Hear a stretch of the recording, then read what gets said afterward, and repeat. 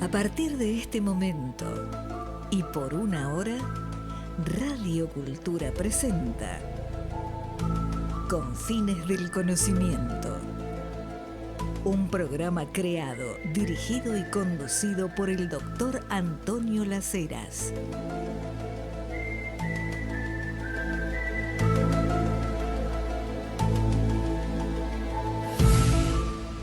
Noche fría aquí en la ciudad de Buenos Aires. Nubes, parece que estuviera amenazando que va a venir la lluvia, así que linda hora esta. Seguimos hasta las 21 horas aquí en Radio Cultura para reflexionar sobre tantas cosas que por lo menos aquí en este programa entendemos esenciales y que tienen que ver con inquietudes, preguntas que ustedes, queridos oyentes, nos han estado haciendo en las 2 semanas anteriores. Así que me tomé la tarea de reunir distintas preguntas que coinciden aproximadamente con varios de los oyentes del programa. Vamos a empezar por esta que es acá. Clara, de la ciudad de Córdoba, Alfredo de Barracas, ciudad de Buenos Aires, Beatriz Isabel de San Salvador de Jujuy, Marcela de Florencio Varela y otros, que me han preguntado sobre parapsicología. Y sobre todo si puedo explicar los alcances de la parapsicología, cuál es la fenomenología parapsicológica. Más de uno me ha dicho con muy buen criterio que hay confusión sobre eso. Si el parapsicólogo es un investigador, si la parapsicología es una disciplina científica o una ciencia dentro de las humanísticas como la sociología, la psicología, la antropología, la etnología. ¿Qué es la parapsicología? Y también, en base a eso, ¿qué es lo que hace el parapsicólogo? Y rápidamente voy al ejemplo que más de uno de ustedes me pasaba en los mensajes. Mensajes de texto que nos pueden enviar ahora mismo. Estamos haciendo el programa en vivo con sus preguntas. El WhatsApp de este programa es 11 59 27 60 39. 11 59 27 60 39 con sus preguntas. Aquí la producción me va a traer los mensajes y en la medida que haya tiempo los vamos respondiendo, si no quedan para la semana que viene.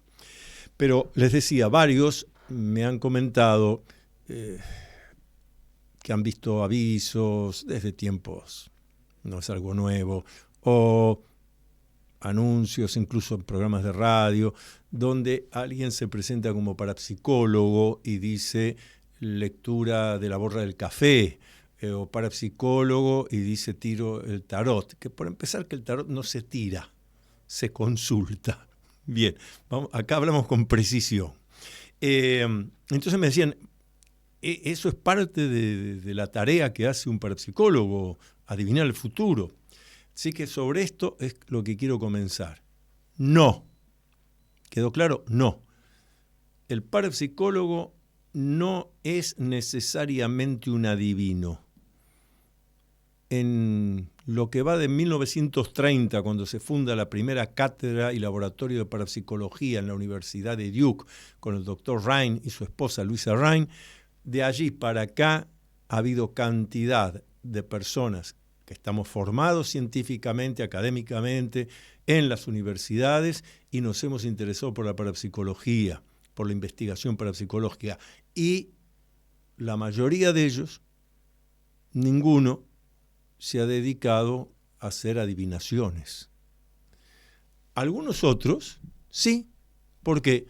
Porque, por ejemplo, en mi caso, sí, a mí me ha interesado, quizás si hay tiempo hoy lo vamos a desarrollar también, a mí me ha interesado a ver esas capacidades, cómo se pueden fomentar, cómo se puede hacer que uno vaya desarrollando más capacidades como la telepatía, la clarividencia, un hecho de precognición, es decir, conocer algo del futuro dato que no se puede obtener por deducción lógica, razonamiento, inferencia. No. Ya sabemos que hoy es miércoles, mañana es jueves. Pero eso no es un hecho parapsicológico precognitivo, eso lo hemos decidido nosotros los humanos. Pero lo que nos estamos diciendo es, ocurre un hecho inesperado y alguien lo anunció antes. Eso es precognición. Conocimiento cierto de un hecho futuro que no puede ser obtenido por deducción, razonamiento, inferencia lógica. Y lo interesante es que la investigación científica en parapsicología ha podido demostrar que todos los seres humanos tenemos el factor parapsicológico. Y también podemos decir que la gran mayoría no lo utiliza, lo normal es no utilizarlos, por una razón simple. Porque así como desde chico me estimulan para que hable determinado idioma, me comunique haciendo determinados gestos, tenga ciertas conductas, así también desde chico no nos han hablado de la posibilidad de desarrollar el factor parapsicológico, no nos han enseñado cómo hacerlo.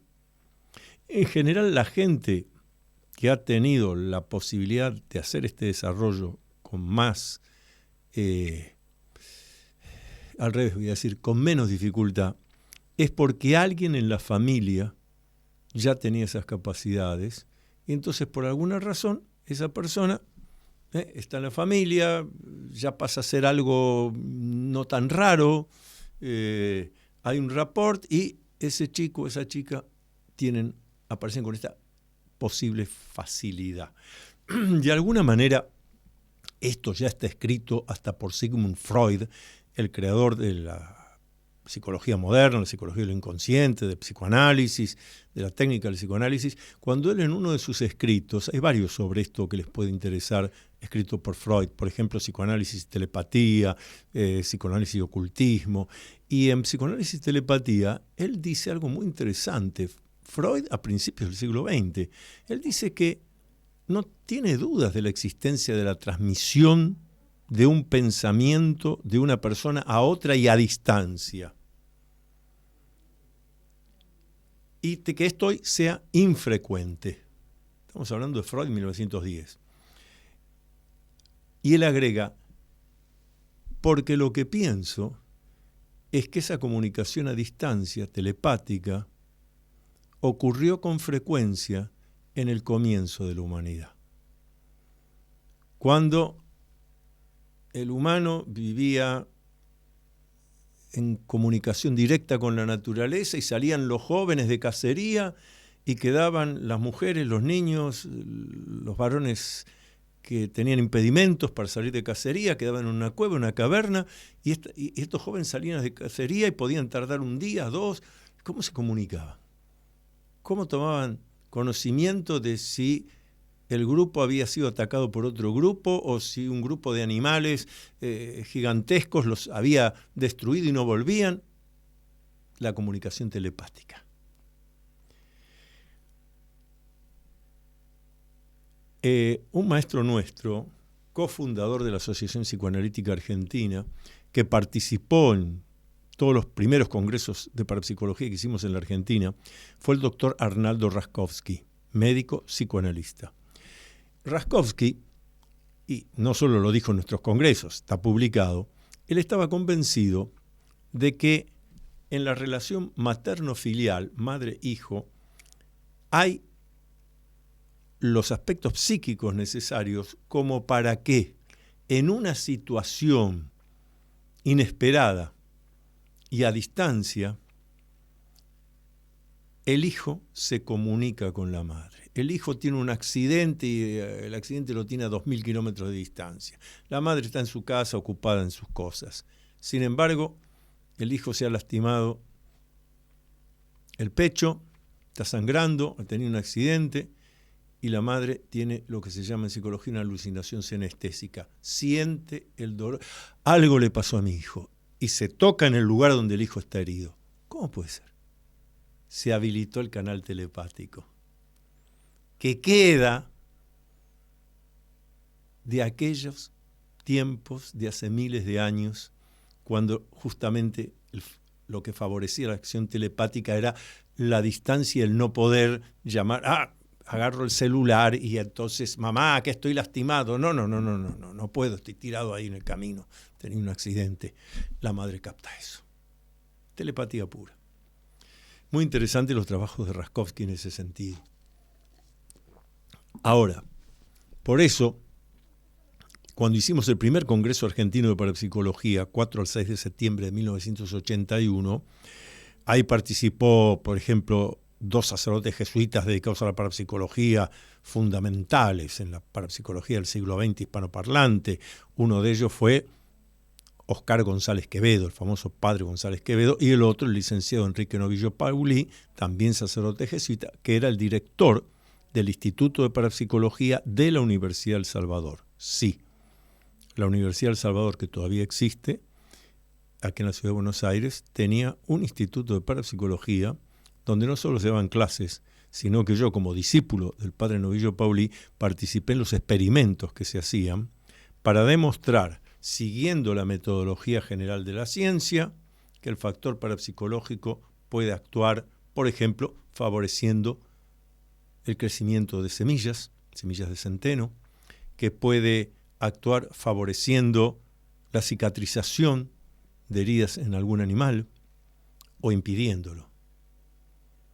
Eso está publicado, investigado, no solo acá, en muchas partes del mundo, pero lo que quiero decir que la Argentina, en este caso la ciudad de Buenos Aires, claramente fue pionera en aquellos tiempos. 1981, primer Congreso Argentino de Parapsicología, 4 al 6 de septiembre de 1981.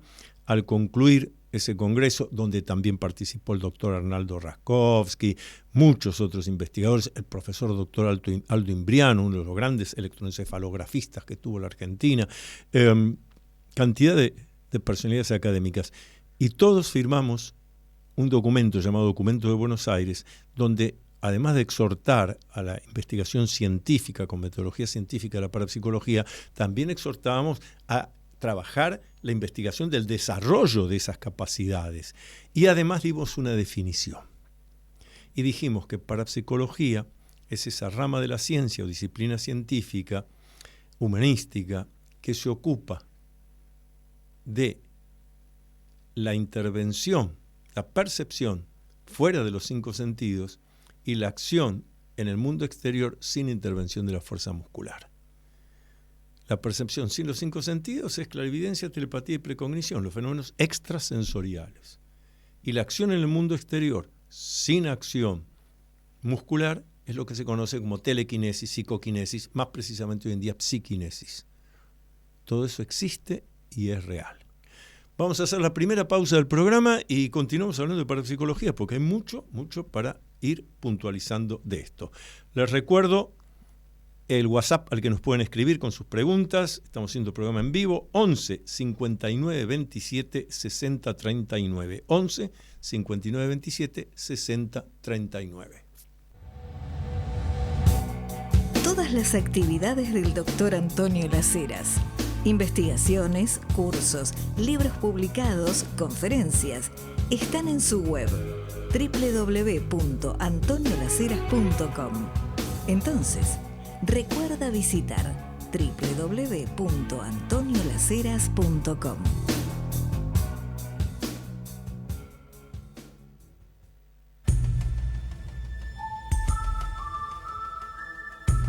Usted está acompañando al Dr. Antonio Las Heras en su programa Con Fines del Conocimiento por Radio Cultura. Hemos recibido dos libros que muchísimo agradezco de nuestro colega escritor Carlos Pensa, Enciclopedia Radial, ampliación 2025. Muy interesante todo lo que trae, muy interesante. Luego existo, que bueno. Es todo para poder reflexionar, me interesa mucho. Y también este libro de Braulio Senda, Faja de Honor, novela 2022, de la Sociedad Argentina de Escritores, que ha tenido también la gentileza de dejarme una dedicatoria que mucho agradezco. Braulio Senda, El filo de la historia. Vamos a leer ambos textos con mucho gusto y agrado. Para los que quieran dejarme libros a efectos de que los anunciemos acá en el programa, los comentemos, lo pueden hacer, mandan el envío a mi nombre, Dr. Antonio Las Heras, Sociedad Argentina de Escritores, calle Uruguay 371 de la Ciudad de Buenos Aires.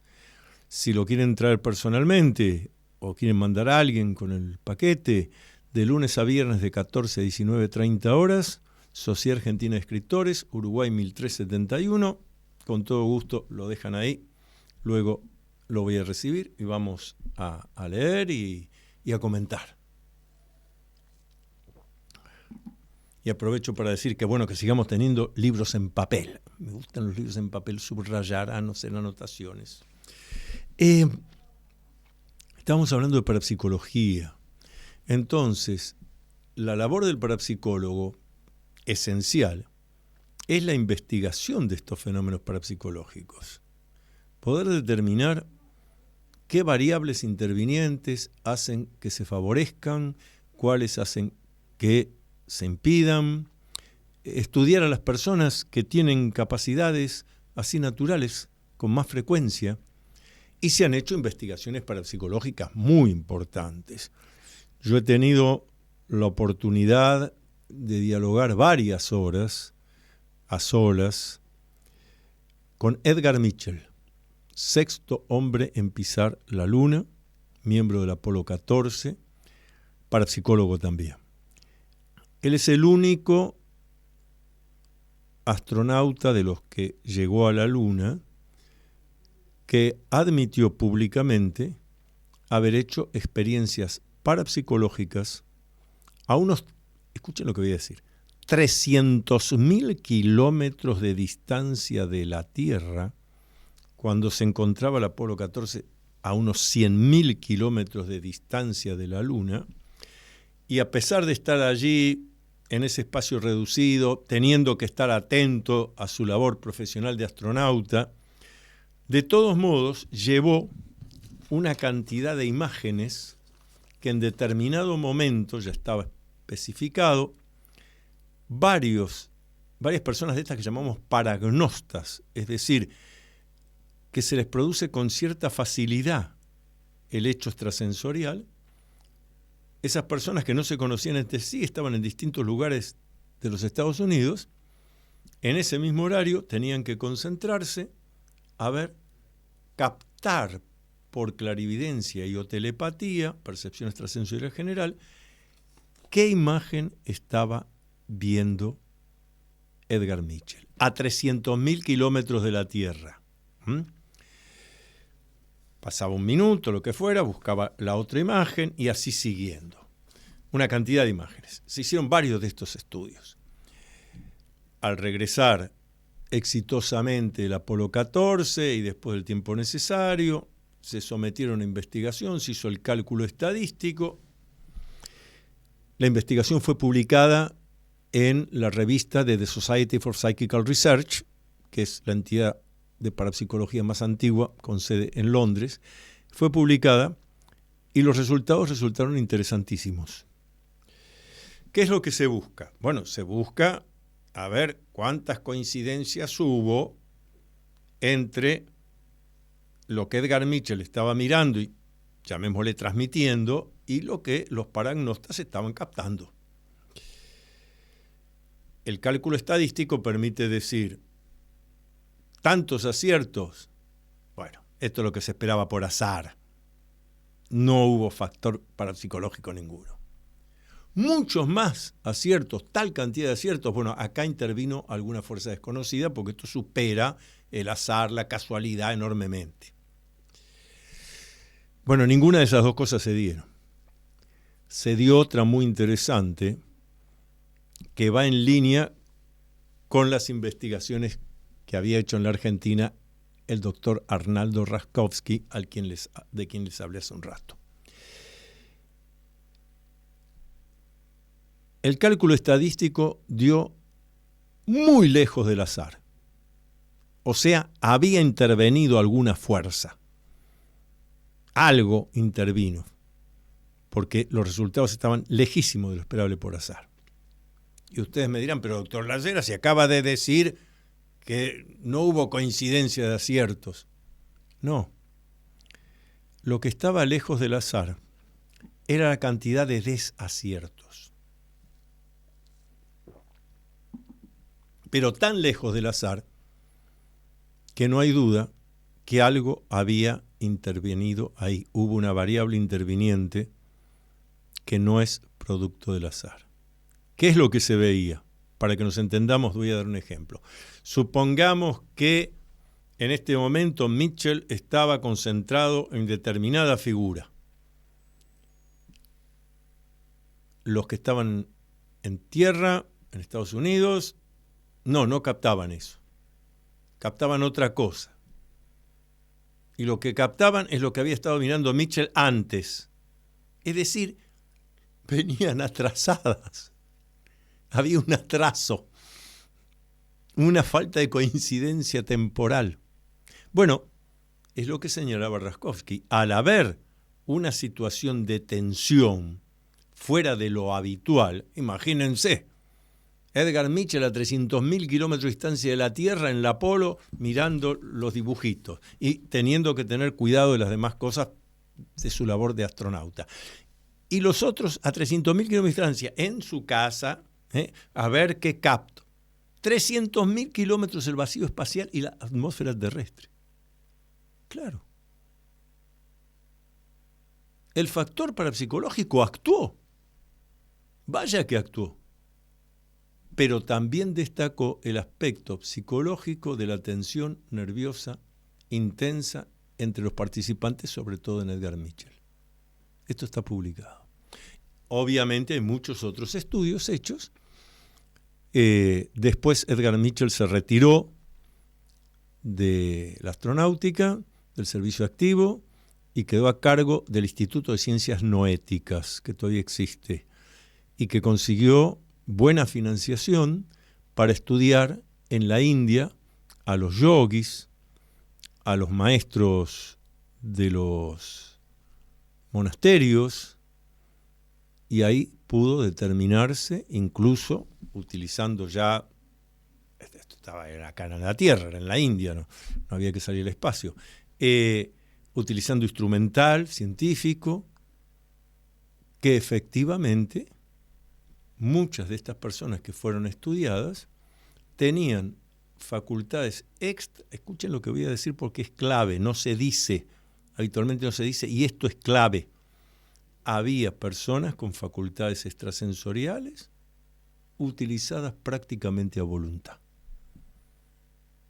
Tan a voluntad como si yo digo, bueno, si miro para allá veo qué es lo que está en la pantalla de esa computadora. De la misma manera, bueno, a ver, capte qué está pensando tal cosa. Esto ocurre todavía hoy. Lo que pasa es que se ha investigado tan poco, qué raro, ¿no? Por lo menos oficialmente, se ha investigado tan poco que mucha gente dice, pero ¿se podrá desarrollar estas facultades?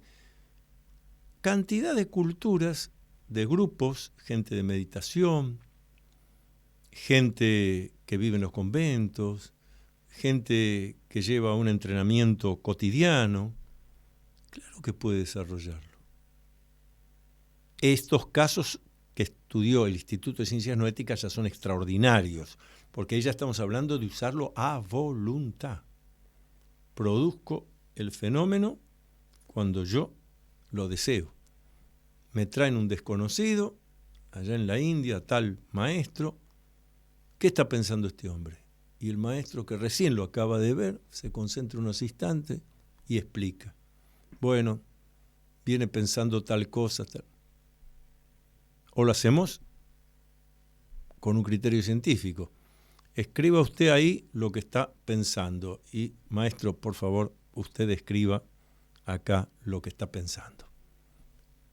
Leemos ambos textos, coincide. Telepatía, ¿qué hacemos? ¿Ustedes se dan cuenta? Por eso es tan importante, yo les agradezco tanto los mensajes que llegaron en este sentido, porque tenemos que volver a poner en debate el tema de la parapsicología, que en la segunda mitad del siglo XX tuvo una excelencia, había cátedras de parapsicología. Acá en la Argentina llegó a haber 7 cátedras universitarias de parapsicología. Yo fui profesor, por ejemplo, en la cátedra de parapsicología, materia que era obligatoria de 5º año para recibirte de psicólogo en la Universidad Argentina John Fitzgerald Kennedy. Pero en la Universidad de Buenos Aires hubo una cátedra optativa de parapsicología. estuvo a cargo del doctor Ricardo Musso, uno de los grandes pioneros de la parapsicología en la Argentina, un gran matemático además, entonces excelente para hacer los cálculos estadísticos, etcétera, gran investigador experimental. Y con el tiempo todo eso se fue diluyendo, y qué curioso que se haya ido diluyendo algo que hemos podido mostrar que existe. Hay algo tapado ahí, ¿no es cierto? Les dejo la inquietud. Seguimos con estos temas. Ahora vamos a hacer la segunda pausa del programa.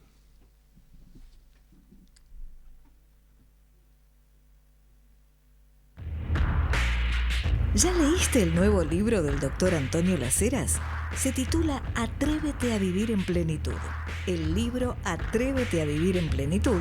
Puedes pedirlo por Mercado Libre o en locales de librería Cúspide.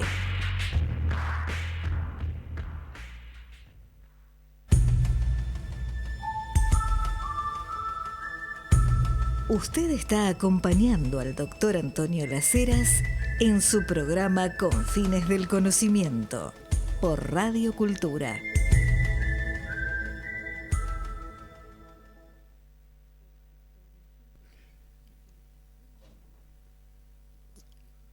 Los fenómenos parapsicológicos, sobre todo los más simples, dentro de su complejidad, los más simples, clarividencia, telepatía, precognición. ¿Quién no ha tenido algún fenómeno de ese tipo? Pero fíjense que hasta un gran explorador, investigador de la parapsicología, así como también de la alquimia, de lo esotérico, de lo iniciático, que fue el médico psiquiatra pionero del desarrollo del psicoanálisis, el doctor Carl Gustav Jung, de quien este sábado se cumplen 150 años, y tengo algo que decir, pero para después, me lo anoto acá, de su nacimiento. Carl Gustav Jung hace una clasificación de sueños que se pueden leer, están sus obras completas, casi todas las obras completas de Jung están en castellano, no todas, pero casi todas, pero esto sí, donde él hace la clasificación de sueños y dentro de los sueños pone los sueños parapsicológicos. Jung señala claramente que muchos sueños que nosotros tenemos se explican por telepatía, por clarividencia o precognición. Incluso habla de sueños paralelos. Dos o más personas que aún sin conocerse sueñan lo mismo. Todo eso tiene que ver con la telepatía, sobre todo. Sueños precognitivos. Habla incluso de sueños proféticos. Un sueño parapsicológico, pero que no hace a la vida del soñador, sino a su familia, a la comuna a la que pertenece, y sobre todo los que estudió en grupos de pueblos originarios, tanto de América como de África, y donde ahí el clan es muy importante, y hay alguno que sueña algo que hace al interés de todo el clan. Bueno, todo esto está demostrado, todo esto existe. Ahora bien, esto también demuestra que todos los humanos contamos con el factor parapsicológico. Algo que me permite extrasensorialmente conocer un hecho futuro que me puede ser favorable o desfavorable. Si es favorable, tengo que buscar que se concrete. Si es desfavorable, tengo que evitarlo. Poder conocer lo que piensa otro. Se terminó el mundo de la mentira, el engaño y la tergiversación. Ahí ya empezamos a entender por qué a lo largo de toda la historia de la humanidad esto fue tirado a un costado. Porque no es que se negó la existencia de estos fenómenos. Se les atribuyó otra cosa. Según en qué cultura y en qué tiempo, estos eran temas de los dioses. Estaban restringidos a los supremos sacerdotes. En otras épocas estos eran temas de los demonios. No había que meterse en eso. Fines del siglo XIX, estos eran temas de los espíritus. Época de la mediumnidad, el espiritismo, eran los espíritus. Entonces tampoco había que meterse en eso. Hasta que, fines del siglo XIX, científicos, tanto europeos como estadounidenses, se plantearon otra cosa. Vea, estos no son demonios, no son dioses, no son los espíritus de los muertos, de los desencarnados. Este es un factor que tenemos nosotros los humanos. ¿Se entiende? Dentro de la constitución de la condición humana está el factor parapsicológico. Y a la pregunta que varios me hacían de ¿se puede desarrollar esto? Sí, por supuesto. Requiere un entrenamiento. Eso que hablaba yo en la India, eso que investigó el Instituto de Ciencias No Éticas y otras investigaciones que han hecho otros estudiosos, no es solo que esa gente nació en un grupo cultural que se admitía, sino que además tuvo que llevar una forma de vida determinada. Un entrenamiento, pero también una actitud frente a la vida. Si usted está preocupado por el vecino, porque qué hizo aquel, por el horario del trabajo, demás, bueno, lamento decirle que todo eso va en contra del desarrollo de esas facultades que tenemos nosotros para que se manifiesten de una manera frecuente. Yo le digo a mis alumnos siempre, lo voy a decir acá también, es como si usted decide entrenar su cuerpo. Si usted decide entrenar su cuerpo, tiene que ir al gimnasio, alimentarse con determinada alimentación, tener tiempo para eso. Hay cosas que tiene que dejar de hacer en su vida para que el entrenamiento físico dé resultado. Bueno, acá hablamos de un desarrollo del factor parapsicológico, mucho más que una cuestión física. Porque además tiene que estar asociado, y esto Carl Gustav Jung también se dio cuenta y lo señaló, tiene que ver con el principio de individuación que nos legó Jung, también tiene que tener que ver con el desarrollo de lo psíquico.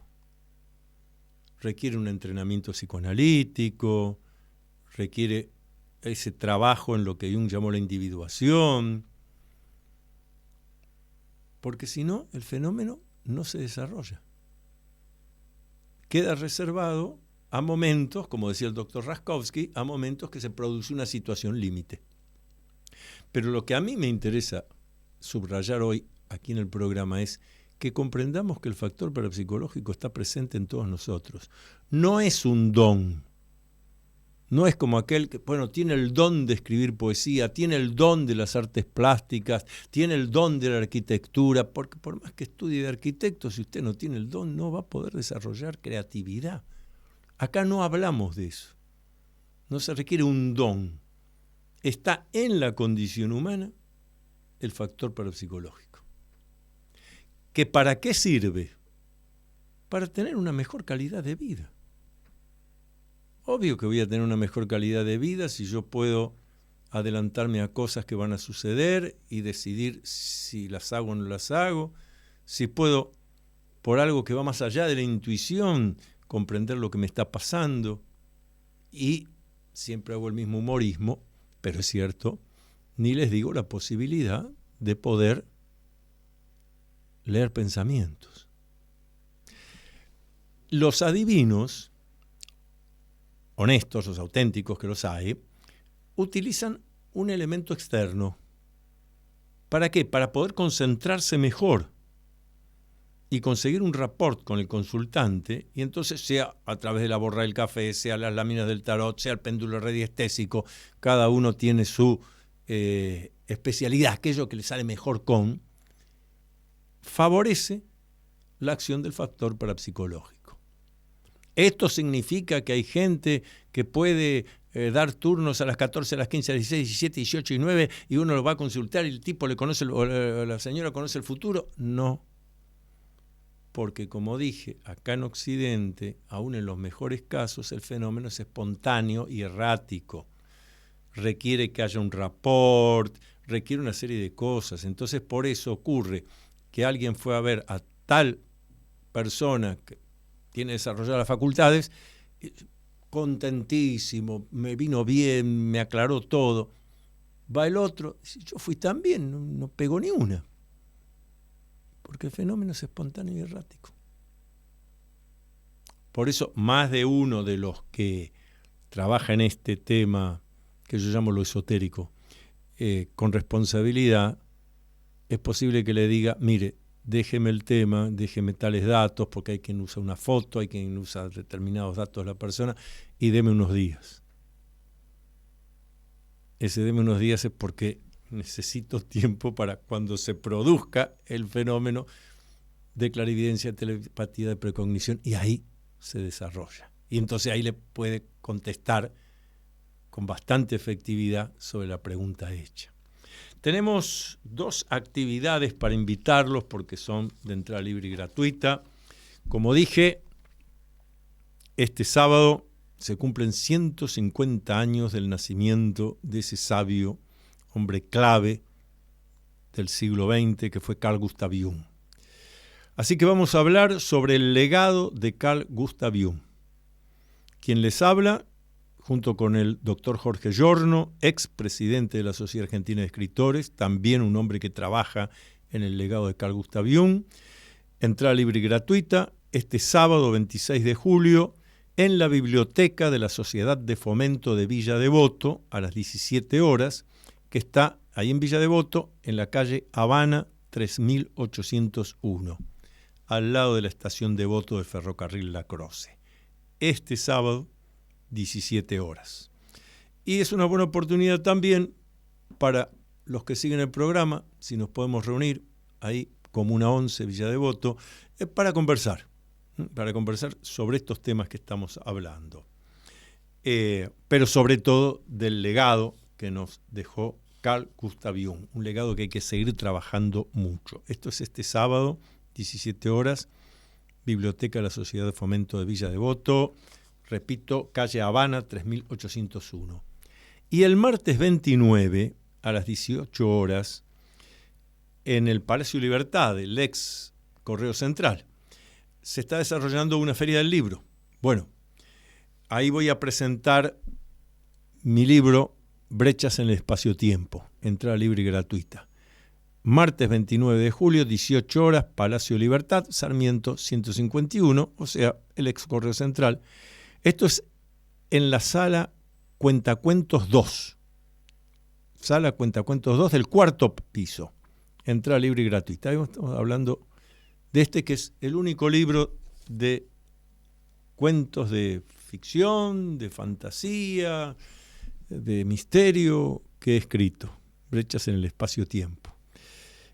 Martes 18 horas, allí en la Feria del Libro del Palacio Libertad.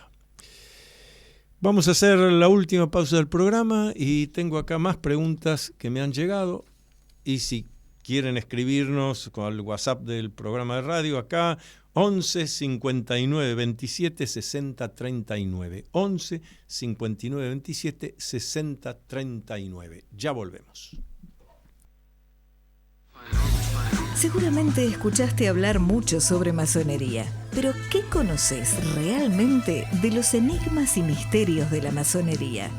Descubrí todo sobre masonería leyendo el libro del doctor Antonio Las Heras titulado Masonería en la Argentina, Enigma, Secreto y Política. Masonería en la Argentina, Enigma, Secreto y Política está disponible en librerías Cúspide y por Mercado Libre.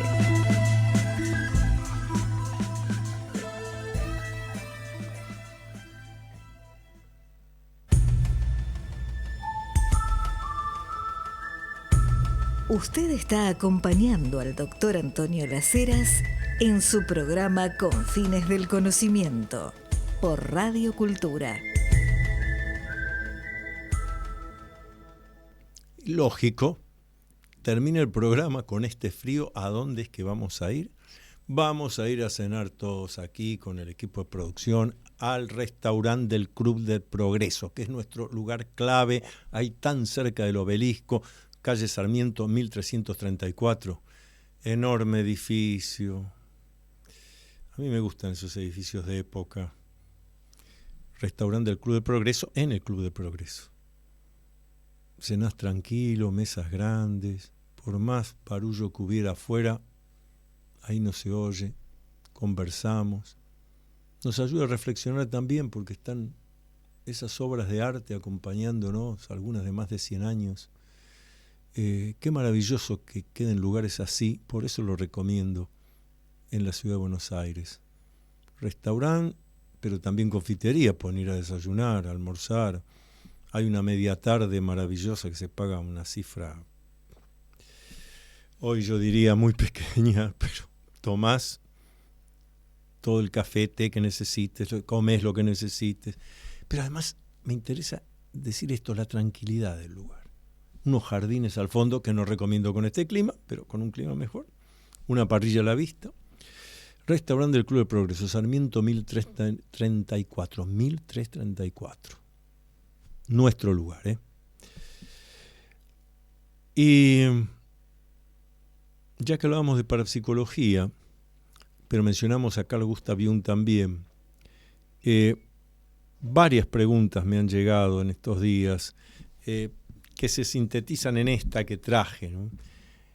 ¿Qué es el sendero de individuación que propuso Carl Gustav Jung? Claro, me interesa mucho, en pocos minutos, ir respondiendo. Porque lo que se suele decir de Carl Gustav Jung es que generó un método psicoanalítico donde, a diferencia del psicoanálisis freudiano o lacaniano, uno no se tira en un diván, sino que se hace cara a cara, y donde además se tienen en cuenta algo que Jung describió como lo inconsciente colectivo, que remite a manifestaciones de arquetipos. Y en general se piensa que es eso, que el legado de Jung es, bueno, voy a un psicoanalista que generalmente se llama junguiano, lo cual ya es un desacierto, ahora lo voy a explicar. El término junguiano es un desacierto, aunque lo hemos usado todos, yo también, por familiaridad. Pero en realidad Jung, y está grabado en una entrevista periodística que le hace la BBC de Londres, Jung dice: yo espero que en el futuro no haya junguianos, espero que no haya repetidores, espero que haya gente que se interese en continuar. Yo voy a llegar hasta cierto lugar, pero que los demás continúen. Continuadores no de la repetición, sino de la investigación. Esto es muy importante, porque el legado de Jung y la propuesta de Jung va muchísimo más allá de voy una vez por semana a hacer psicoanálisis con alguien que sigue la línea de Jung. Sí, eso es parte, pero es apenas una parte. Otra cosa es lo que a mi juicio es el real, amplio, completo legado de Jung, que es el sendero de individuación. Sendero de individuación, primero sendero, o sea, es un recorrido que hay que hacer. Si hay un recorrido y es un sendero, lo que no puede haber es repetición. Esto es clave. En cada etapa de mi vida, cada ciclo, hay cosas que hacen ese ciclo que me van a permitir fundamentar para ir a otro ciclo. Sigo en el sendero de individuación, pero en el otro me encuentro con cosas que ya no hay en este. Va modificando. Esto es muy importante. Está la desgrabación de una clase en la Universidad de Basilea, donde Jung daba clases a los médicos que se iban a dedicar a esta propuesta de Jung, que, como les digo, va mucho más de solo un psicoanálisis. Y uno de los médicos le dice: bueno, profesor, pero entonces quiere decir que el trabajo de individuación, el sendero de individuación, hay que seguir haciéndolo hasta el último hálito de vida. Escuchen esto, porque Jung responde: y después también. Esto es clave. Y después también. Esto es clave. Porque el legado de Jung es sostener que los humanos somos mucho más que reacciones fisicoquímicas, que los humanos no estamos limitados a un cuerpo físico, que lo psíquico No estamos hablando de lo parapsicológico, que también está, y también lo parapsicológico es del orden de lo no físico, pero que lo psíquico es del orden de lo no físico. Por eso, en uno de los primeros libros de Carl Gustav Jung, escritos, no sé, 1916, por esa fecha, que se llama Lo inconsciente, en una parte de lo inconsciente, Jung se hace esta pregunta para que el lector reflexione. Dice, ¿qué ha sido primero? ¿La materia y luego lo psíquico? ¿O lo psíquico es primero y luego la materia? Y continúa. Con el tiempo nos queda claro que para Jung lo preciso es, primero es lo psíquico. Y eso, como dije hace un par de semanas, tiene mucho que ver con los hallazgos hechos últimamente, que los trajimos acá, los mencionamos, estas investigaciones de estudiosos que dicen lo psíquico es algo que está en el universo y que cuando encuentra una especie adecuada, ingresa porque le sirve para manifestarse. Este tema ya sin estos conocimientos recientes, pero ya la investigación de Carl Gustav Jung lo llevaba por ese lado. Por eso trabajó tanto las cuestiones esotéricas, la alquimia, todos esos temas que se dice, bueno, pero eso no es científico. No, pero se puede estudiar con metodología científica, pero aunque no, el hecho de que no sea científico no significa que no sea real. Son dos cosas distintas, podemos debatirlas cuando quieran. La ciencia no se puede ocupar de todo, ni pretende. Por eso hago el comentario que ya hice otras veces. Esto es como cuando debato con astrofísicos, físicos, etcétera, sobre qué fue lo que dio origen al universo. Entonces me hablan del Big Bang, de la explosión inicial, sí, muy bien. Pero esa materia inicial que un día dio lugar al universo, ¿dónde se formó? Y la respuesta que recibo siempre es, nosotros los científicos no nos ocupamos de eso. Eso es metafísica. O sea, casi algo del orden de la filosofía. Es metafísica. Y doy siempre el mismo ejemplo. Es como si veo un bebé y digo, ¿pero de dónde salió ese bebé? Ah, no, eso es metafísica. Usted hábleme del bebé que nació para... No, pero ¿de dónde hubo una madre? Hubo 9 meses de gestación. Antes de eso hubo un padre y una madre. Hubo una serie... Ah, no. Nosotros hablamos del bebé para acá. Esa es la manera en que la ciencia nos habla del universo. Ah, el Big Bang. No, pero el Big Bang nació el bebé. Pero, ¿de dónde nació? ¿Quiénes fueron los padres? Ah, no, eso es metafísica. La ciencia no se mete con eso. Si no me pueden explicar cómo empezamos, me parece que estamos en un problema. Porque entonces son todas, más que teorías, son hipótesis, posibilidades. Y acá ocurre lo mismo. Entonces, en ese sendero de individuación del que habla Carl Gustav Jung, lo que nos está diciendo es, bueno, usted tiene que poner en acto los aspectos psíquicos, no solo lo consciente. Traer lo inconsciente a la conciencia, para eso está el trabajo psicoanalítico, y comprender cuáles son los aspectos arquetípicos que están actuando en usted. Jung decía, una reacción desmesurada de alguien. Usted le dice al otro, che, tené cuidado con esto, y el otro en vez de estar agradecido se pone mal, cambia la cara, además. Jung dice, ha tocado un complejo.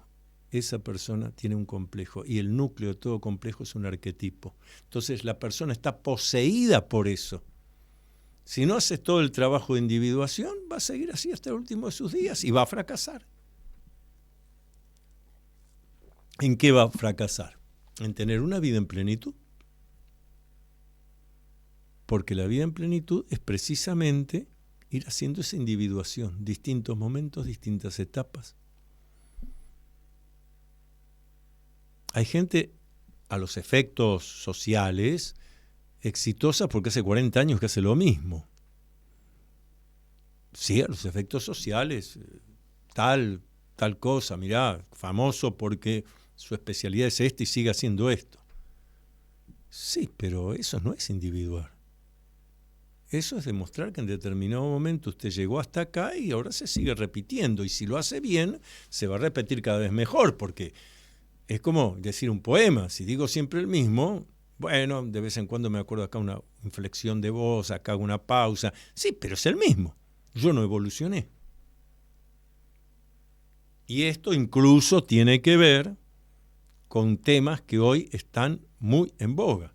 La vejez. Me jubilé a los efectos administrativos.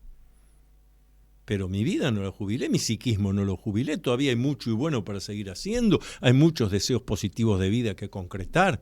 Pero además, como usted fue individuando, usted llega a la edad cronológica de la jubilación en buenas condiciones. No, pero no llegué en buenas condiciones. ¿Y por qué no? Y no me empiece a echar la culpa a los demás. Eso es psiquismo infantil. A ver, ¿en qué se equivocó y no corrigió? ¿Dónde tuvo que pedir ayuda y no pidió? ¿O pidió en el lugar equivocado? La vejez es una condición subjetiva. Yo me considero viejo, soy viejo. Porque entonces empiezo a hacer cosas de lo que el imaginario social desde siempre señala que es el viejo. Uno que no entiende, que no evoluciona, que no sabe de qué le está hablando, que no puede correr la pelota, que no puede caminar 40 cuadras. Decidió no poder. Y esto incluso nos lleva al famoso tema de las enfermedades físicas. Por eso de enfermedades se habla de lo psicosomático, nadie habla de una enfermedad somatopsíquica, nadie piensa en una enfermedad que empieza en el cuerpo y afecta al psiquismo, es al revés. Hay un libro muy interesante que salió hace años, muy interesante, no recuerdo los autores, son 2 autores, pero La enfermedad como camino.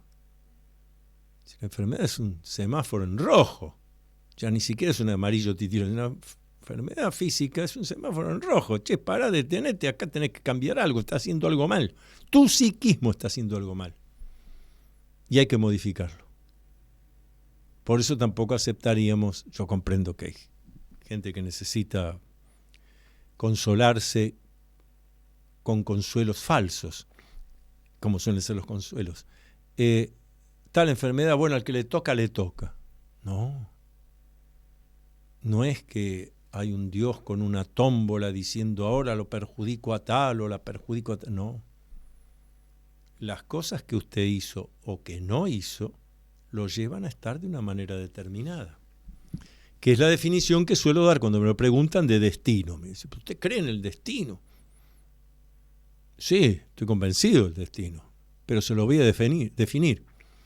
El destino no es algo que me está esperando allá adelante inevitablemente. El destino es el resultado de las cosas que yo he hecho y de las que no he hecho. Las que yo decidí hacer y las que yo decidí no hacer. Eso me lleva a que se produzca el destino. Ahora, no, pero yo hubiera hecho tal cosa, pero el otro no me dejó. Bueno. Si usted llegó a adulto y no es dueño de su propia vida, no se atreve, por eso mi libro se titula Atrévete a vivir en plenitud. La vida es para atrevidos. Bueno, si yo no puedo avanzar porque a tal le molesta, lo dejo a tal y sigo. ¿Por qué quedó atado? Porque me sirve para echar la culpa. La responsabilidad es del otro. No, muchachos. Yo soy capaz de seguir hablando, me queda tiempo. Ya redondeo. Bueno, muy bien. Charlie Vázquez, gracias por la operación. Viviana del Río, la producción. Sandra Noemí Britos, que nos hace toda la técnica filosófica. Nosotros volvemos miércoles que viene a 20 horas acá por Radio Cultura. Luminoso abrazo a todos y cada uno.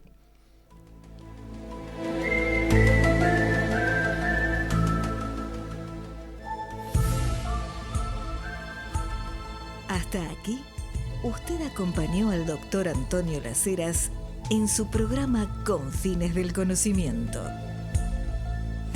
Regresamos el próximo miércoles a las 20 horas por Radio Cultura.